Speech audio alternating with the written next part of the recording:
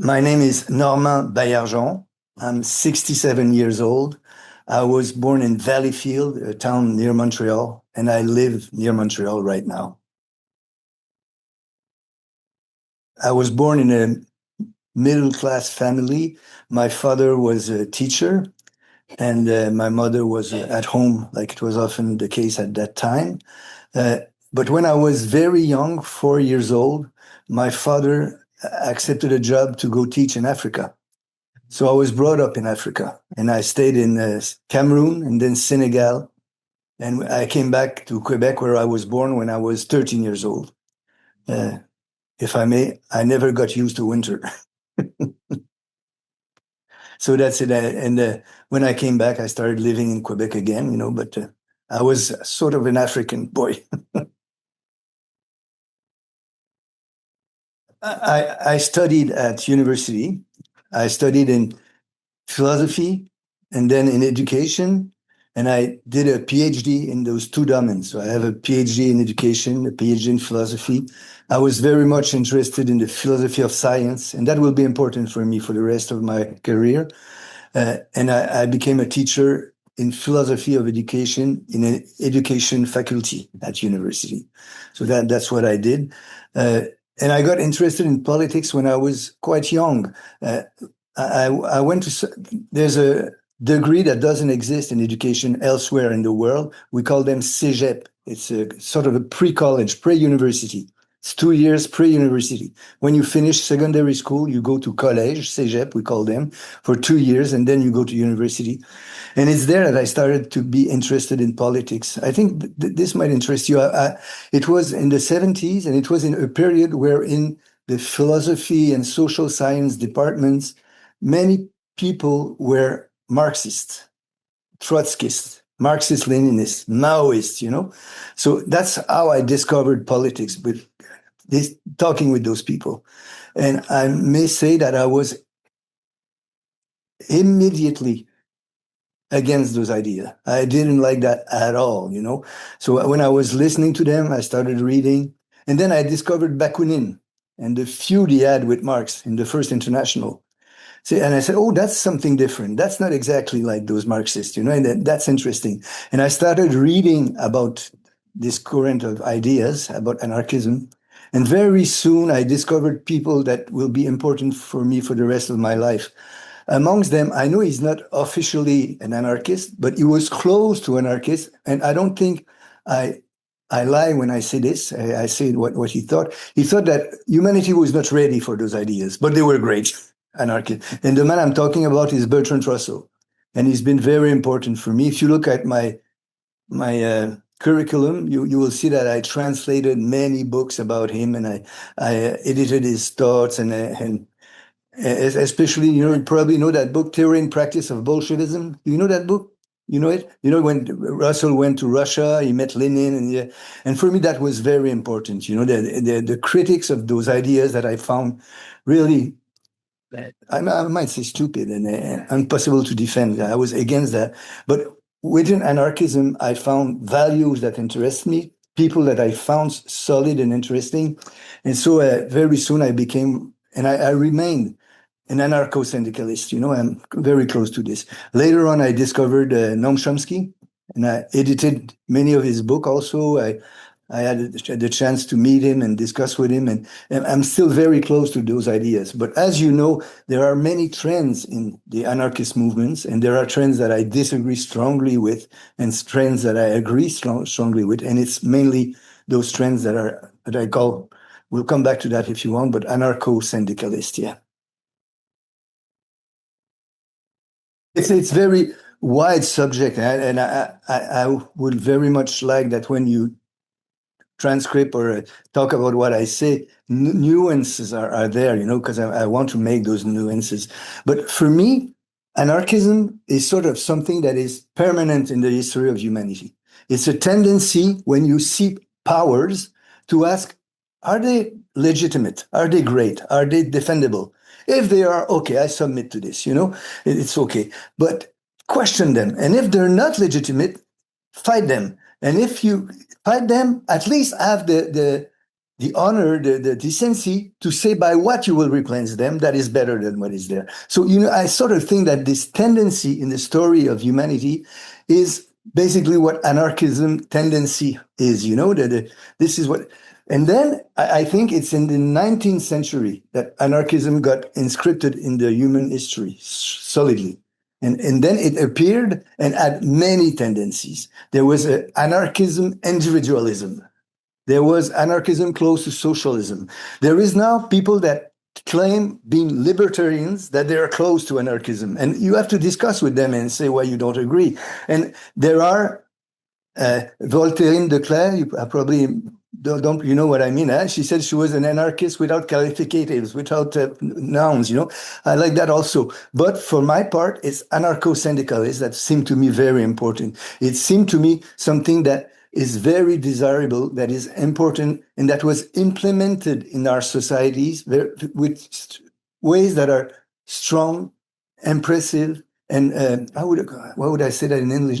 That you feel attracted to them because it's impressive and it promises. I don't know if you know. I don't know how you say that in English. I don't even know if there's an English word for that. But in France, there was something they call bourse du travail. Do you know that? Let me tell you about, if you go to France someday, or if you went to France, sometimes you walk in a little village, something, and you have this gigantic structure, and it's written Bourse du Travail, Bourse du Travail. That was anarcho-syndicalism in France.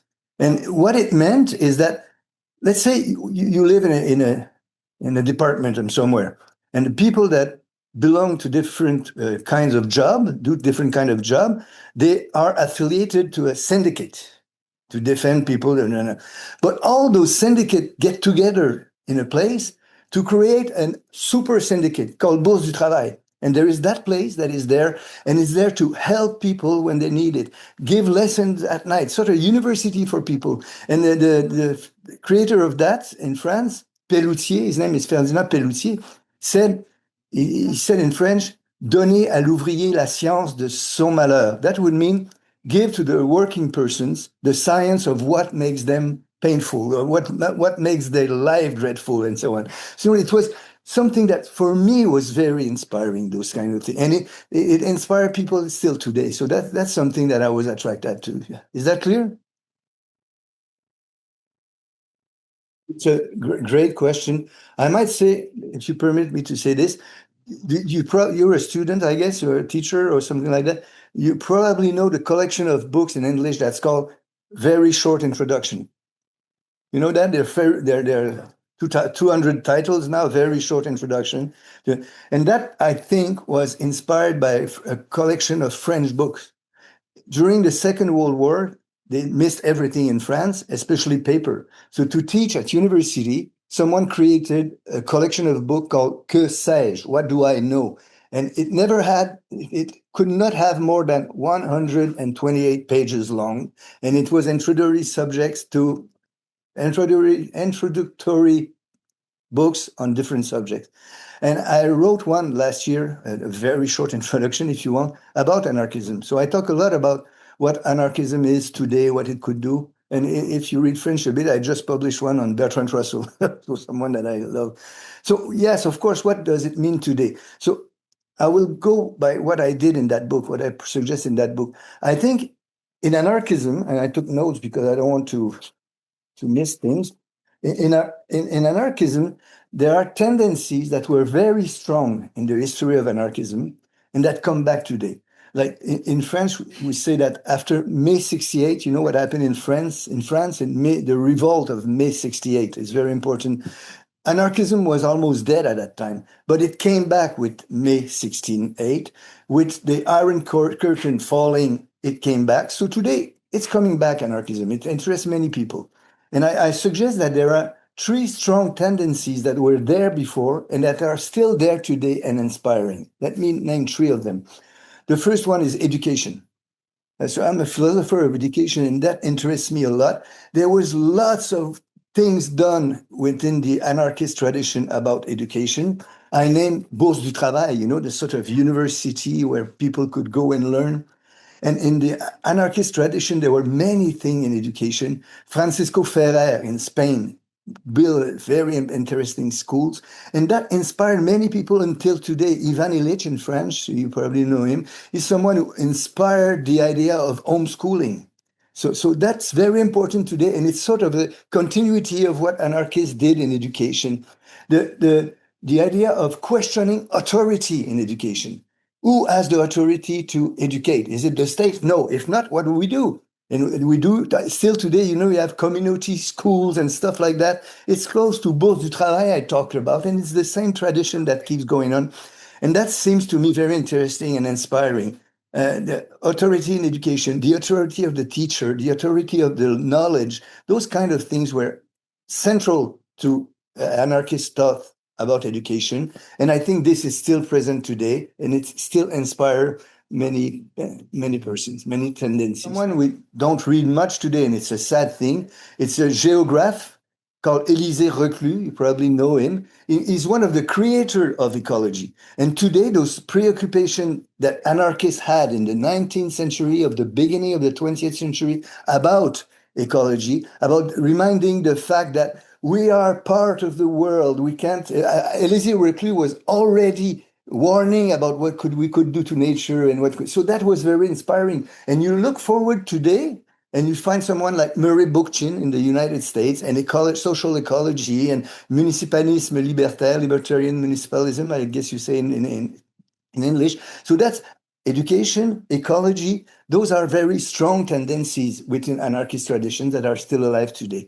Another one, and last one I would like to talk about, is economy, of course. The anarchists were very, very thoughtful about what was wrong in our economy, what it meant to be exploited by work, how this conducted to a society where there was, instead of a fraternity, there was opposition, etc. So they try to imagine different kinds of, and you look at the world today.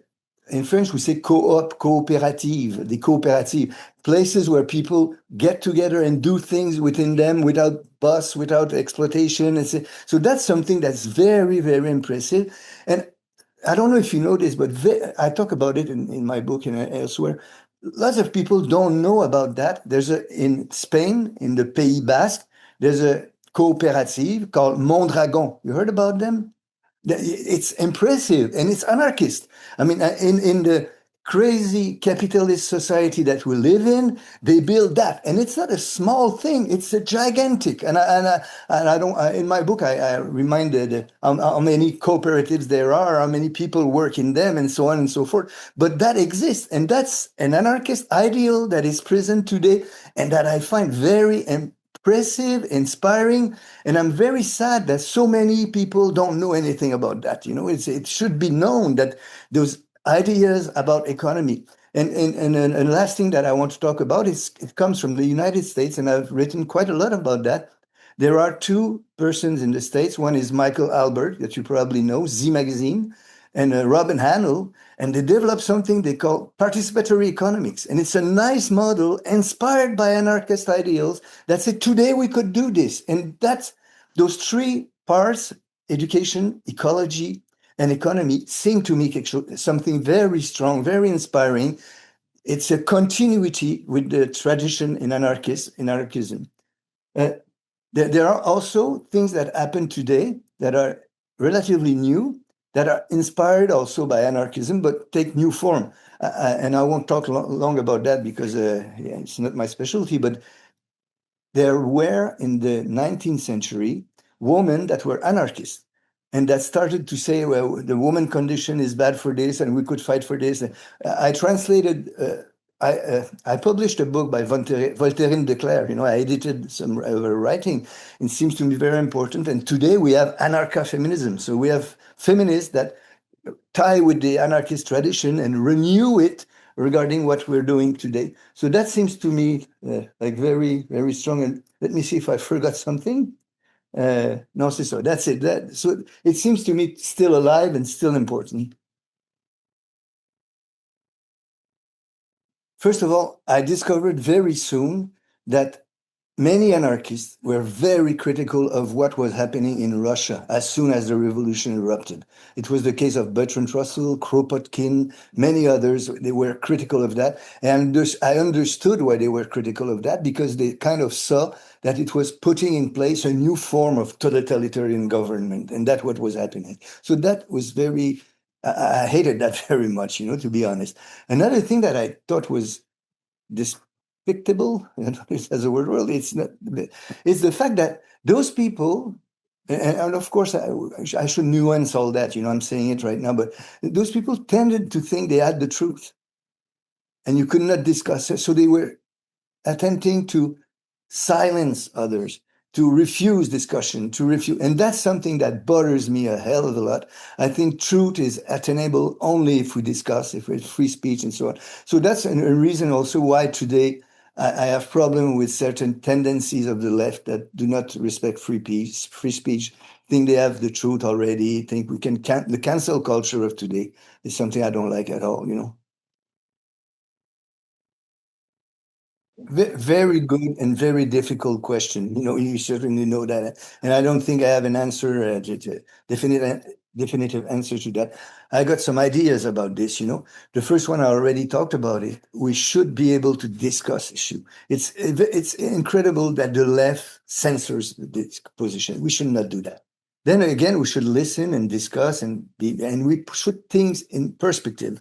For example, I remind sometimes that there were, in the anarchist movement in France, 19th century, in England, in America, anarchist groups that were fighting against immigration.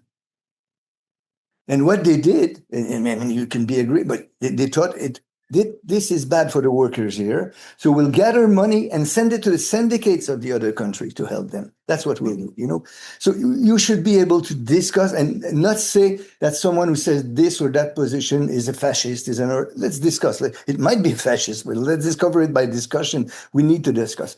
Another idea that I think very important, I strongly agree with this, is that everybody knows things that are wrong in the world we live in. What I want to know, and it's Michael Albert who said that all the time, the man I like a lot, I met a lot of times. He said, what are you for? We don't know we already know what you're against, but what are you for? So can you give me examples of things that we could put together and that would be great? So something in economy like Mondragon. I'm an anarchist and I'm an anarcho-syndicalist. I can talk to you about Mondragon, and that's something I like. I think we should know that. And that's why also as an anarcho-syndicalist, I put a lot of time, energy, and things in diffusing idea, and making them known, translating Bertrand Russell, translating Chomsky, getting Voltaire de Cleyre known. I translated Rudolf Rocker, Theory and Practice of Anarchism, because people need to know this, I just participated in a book in Quebec with a writer, and the theme of the book said, what new ministry, how do you say that in English? Minister of Education, what new minister could we put together, And I was saying we should put together a minister of GAFAM, those new enterprises, Apple, Microsoft, a ministry controlling this, because about information, Chomsky had a propaganda model discussing how ideas are imposed on us. But now we have GAFAM, those gigantic powers and artificial intelligence. So we should know about that and put that in the democratic conversation for people to discuss. That's what I think anarchists should do also. There are many things that they could do. That's one I thought very important. Diffuse idea, present example of positive things that we could agree to. What I told you I wrote last year the very short introduction to anarchism, and I end the book with a letter that Rudolf Rocker, you probably know him, wrote to Boris Yelensky, 15th of May, 1952. And in this letter, he says, our movement today is divided in people that attack each other, that insult each other, etc. And he said, the anarchist tendency in humanity will probably always stay. But if this keeps going on, the anarchist movement doesn't have a great future. And I think that's still true today. We need to discuss, we need to promote ideas. And I think if I could say the one more thing, the most important thing I would like you to think when you think about me, when you write about me, what are you for? What ideas do you present? And at a time where ideas are controlled mainly by GAFAM and things like that, that's important. I've always been a rationalist, you know? You understand what I mean? I'm very close to science. In the United States, there's a book coming out by Lawrence Krauss tomorrow, I think, or the day after, called The War on Science, and something I'm very sensitive to. And I want anarchist or a left movement that remains faithful to Enlightenment ideas about free speech, about discussion, about the truth. You probably know that in 1971 or something like that in Europe, there was a conversation between Michel Foucault and Noam Chomsky.